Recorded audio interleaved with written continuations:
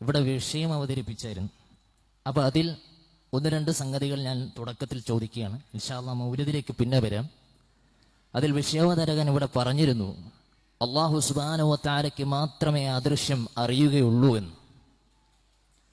എന്നാൽ പരിശുദ്ധമായ സൂറത്തുൽ ഖുർആനിൽ അല്ലാഹു സുബ്ഹാനഹു വ തആല പറയുന്നു, ആലിമുൽ ഗൈബി ഫലാ യുദ്ഹിറു അലാ ഗൈബിഹി അഹദ ഇല്ലാ മൻ ഇർതളാ മിർ റസൂൽ. ഈ ആയത്തിന്റെ വിവക്ഷ എന്താണ് എന്ന് പറയണം. ഇല്ലാ മൻ ഇർതളാ മിർ റസൂൽ, അല്ലാഹു സുബ്ഹാനഹു വ തആല തൃപ്തിപ്പെട്ടവർക്കും ഒഴികെ അവരാരാൽ, മിർ റസൂൽ, റസൂലുമാരാൽ എന്ന് പറഞ്ഞ ആ ആയത്തിന്റെ വിവക്ഷ എന്താണെന്ന് ബഹുമാനപ്പെട്ട ഫൈസൽ മൗലവി ഉസ്താദ് പറയണം. അൽഹംദുലില്ലാഹ്. ഇന്നാള് പറയണം എന്ന് നിങ്ങൾ ആവശ്യപ്പെടരുത്. അത് സ്വാഭാവികമായും ഇവിടെയുള്ള ആർക്കും പറയാം. ഞാൻ പറയാം, അല്ലാത്തവർ പറയാം. ആര് പറഞ്ഞാലും ഉത്തരം കിട്ടിയാൽ മതിയല്ലോ. നിങ്ങൾ ഉദ്ധരിച്ചത് സൂറത്തുൽ ജിന്നിലെ 26-ാമത്തെ വചനമാണ്. ഒരിക്കലും അല്ലാഹു മാത്രമേ ഗൈബ് അറിയൂ എന്നതിന് ഈ ആയത്ത് വിരുദ്ധമല്ല. താങ്കൾക്കത് അറിയാം. തഫ്സീറുകൾ വായിച്ചാൽ കൃത്യമായി ഇത് ബോധ്യപ്പെടുകയും ചെയ്യും. താങ്കളത് വായിച്ചിട്ടുമുണ്ടാവും. ഇതേ വിശുദ്ധ ഖുർആൻ തന്നെയാണ് ധാരാളം ആയത്തുകൾ അല്ലാഹു മാത്രമാണ് ഗൈബ് അറിയുന്നവൻ എന്ന് പരാമർശിച്ചത്. ഈ റസൂലുമാരിൽ ഒന്നാം സ്ഥാനത്തുള്ളവർ മുഹമ്മദ് മുസ്തഫ സ്വല്ലല്ലാഹു അലൈഹി വസല്ലം തങ്ങളാണല്ലോ. എന്നിട്ട് ആ റസൂലിനോട് പോലും അല്ലാഹു തആല പറഞ്ഞു, നബിയെ താങ്കൾ പറയണം, എനിക്ക് ഗൈബ് അറിയില്ല എന്ന് പറയണം എന്ന് പറഞ്ഞല്ലോ. നബിയെ താങ്കൾ പ്രഖ്യാപിക്കണം എന്ന് പറഞ്ഞുകൊണ്ട് അല്ലാഹു തആല ആവശ്യപ്പെട്ടത്, ഖുൽ ലാ അഖൂലു ലക്കും ഇൻദീ ഖസാഇനുല്ലാഹ് വലാ അഅ്ലമുൽ ഗൈബ് വലാ അഖൂലു ഇന്നി മലക്. നബിയെ താങ്കൾ പറയണം, ലാ അഖൂലു ലക്കും ഇൻദീ ഖസാഇനുല്ലാഹ്, അല്ലാഹുവിന്റെ ഖജനാവുകൾ എന്റെ പക്കൽ ഉണ്ട് എന്ന് ഞാൻ പറയുന്നില്ല. വലാ അഅ്ലമുൽ ഗൈബ, എനിക്ക് ഗൈബ് അറിയുക ഇല്ല എന്നും നബിയെ താങ്കൾ പറയണം എന്ന് ഖുർആൻ പറഞ്ഞു.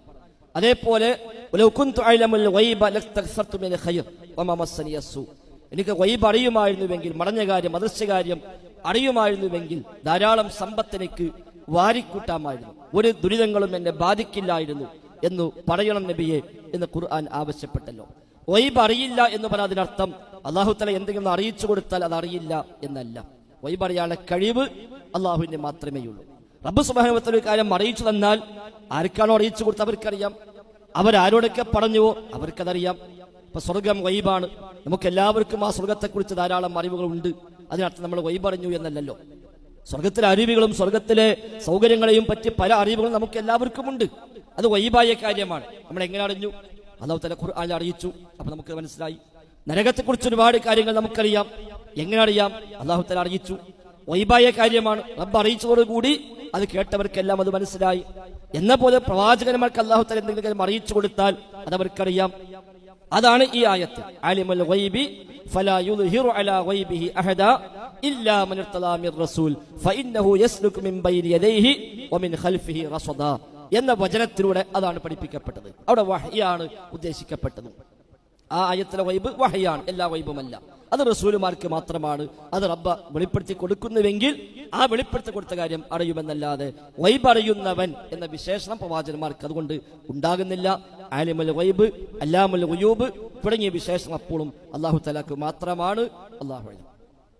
എങ്കിൽ പിന്നെ ഇവിടെ വിഷയം അവതരിപ്പിച്ച വിഷയാവതാരകൻ അദ്ദേഹം അത് തുറന്നു പറയണമായിരുന്നു. അദ്ദേഹം പറഞ്ഞത് അള്ളാഹുവിനെ മാത്രമേ ഗൈബ് അറിയുള്ളൂ. ആ ഒരു വാദം തെറ്റല്ലേ? ഇപ്പോൾ പറയുന്നത് മനസ്സിലാവുന്ന അതാണ്. അപ്പോൾ അങ്ങനെ ഒരു പൊതു പ്ലാറ്റ്ഫോമിൽ നിന്ന് പറയുന്ന അവസരത്തിൽ അത്തരത്തിലുള്ള പദപ്രയോഗങ്ങൾ അത് തെറ്റാണെന്ന് തന്നെ നിങ്ങൾ മനസ്സിലാക്കേണ്ടതുണ്ട്. പിന്നെ മറ്റൊന്ന്, ഉസ്താദ് അവർകൾ പറഞ്ഞു, അപ്പോൾ അല്ലാഹു സുബ്ഹാനഹു വ തആല റസൂലിനോട് പറയുന്നു എനിക്ക് ഗൈബ് അറിയില്ല. മറ്റൊരു സ്ഥലത്ത് സൂറത്തുൽ ജിന്നിലൂടെ അള്ളാഹു പറയുന്നു അള്ളാഹു തൃപ്തിപ്പെട്ടവർക്കൊഴികെ അള്ളാഹു ഗൈബ് അറിയിച്ചു കൊടുക്കും. അപ്പോൾ ഖുർആനിൽ വൈരുദ്ധ്യമുണ്ടെന്നാണോ പറയുന്നത്? വലുതമില്ല. ഇവിടെ വിശാദനം പറഞ്ഞതാണ്. അതിൽ അസ്ല അതാണ് ശരി, അത് തെറ്റുമല്ല. വലുതമില്ല. എന്തുകൊണ്ട്? അള്ളാഹു തൃപ്തിപ്പെട്ട ദൂതന്മാർ ഗൈബ് അറിയും എന്ന് പറഞ്ഞാൽ വൈരുദ്ധ്യമാണ്. എന്നുവെച്ചാൽ അള്ളാഹ് അവർക്ക് അറിയിച്ചു കൊടുക്കും എന്നവിടെ പറഞ്ഞു. അതാണ് വ്യത്യാസം. മറ്റിടത്ത് അറിയിച്ചു കൊടുക്കില്ല എന്ന് പറഞ്ഞിരുന്നുവെങ്കിലും വൈരുദ്ധ്യമാണ്. ഒരു സ്ഥലത്ത് അറിയിച്ചു കൊടുക്കില്ല എന്ന് പറയുകയും മറുഭാഗത്ത് അറിയിച്ചു കൊടുക്കുമെന്ന് പറയുകയും ചെയ്താൽ വൈരുദ്ധ്യമാണ്. ഒരു സ്ഥലത്ത് അറിയില്ല എന്ന് പറയുകയും അപ്പുറത്ത് അറിയുമെന്ന് പറയുകയും ചെയ്താലും വൈരുദ്ധ്യമാണ്. ഇത് രണ്ടും രണ്ട് പ്രയോഗമാണ്. ഒന്ന് വലാ അഅ്ലമുൽ ഗൈബ, എനിക്ക് ഗൈബ് അറിയുകയില്ല. അതാണ് അടിസ്ഥാനം. അല്ലാഹു അല്ലാത്ത ഒരാൾക്കും ഗൈബ് അറിയുകയില്ല. റസൂലുമാരും അറിയില്ല, ഔലിയാക്കളും അറിയില്ല, ജിന്നും അറിയില്ല, പിശാചും അറിയില്ല. ഒരു മനുഷ്യർക്കും സൃഷ്ടിക്കും അദൃശ്യകാര്യം അറിയാനുള്ള കഴിവില്ല. അല്ലാഹു തആലക്ക് മാത്രം. അല്ലാഹയാണ് ആലിമുൽ ഗൈബ്, അല്ലാഹയാണ് അല്ലാമുൽ ഗുയൂബ്. ഗൈബ് അറിയുന്നവൻ, അദൃശ്യങ്ങൾ അറിയുന്നവൻ അല്ലാഹു തആല മാത്രമാണ്. ഇനി മറ്റേ ആയത്തിൽ വൈരുദ്ധ്യമാണോ? അല്ല. ആ ആയത്തിൽ എന്താ പറഞ്ഞത്? അല്ലാഹു തആല റസൂലുമാർക്ക് വല്ലതും വെളിപ്പെടുത്തി കൊടുക്കുകയാണെങ്കിൽ അതൊഴികെ എന്നാണ്. അപ്പോഴും അവർക്ക് ഗൈബ് അറിയാത്തവർ തന്നെയാണ്.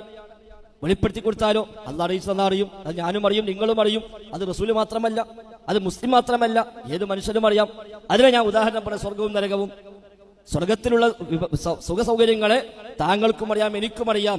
അതുകൊണ്ട് നമ്മളാരും ഞാൻ ഗൈബ് അറിയുന്നവനാണ് എന്ന് വാദിക്കാറില്ലല്ലോ. മലക്കളെ കുറിച്ച് നമുക്കറിയാം. മലക്കളെ കുറിച്ചുള്ള അറിവ് അല്ലാഹ് അറിയിച്ചു തന്ന അറിവാണ്. അല്ലാഹു അറിയിച്ചു തന്നില്ലെങ്കിൽ ലോകത്ത് മലക്ക് എന്ന വിഭാഗമുണ്ട് എന്ന് പോലും നമുക്കറിയില്ലല്ലോ. ആ ഇൽമ് ഗൈബിയായ ഇൽമാണ്. പിന്നെ എങ്ങനെ അറിഞ്ഞു? അല്ലാഹ് അറിയിച്ചു തന്നു റസൂലിലൂടെ. കേട്ടവർക്കെല്ലാം മനസ്സിലായി. അത് കേട്ട മുസ്ലിമിന് മാത്രമല്ല, ആരൊക്കെ കേട്ടുവോ അവർക്കെല്ലാം അതറിയും. അതിനർത്ഥം നമുക്കെല്ലാം ഗൈബ് അറിയാൻ കഴിയും എന്നല്ല.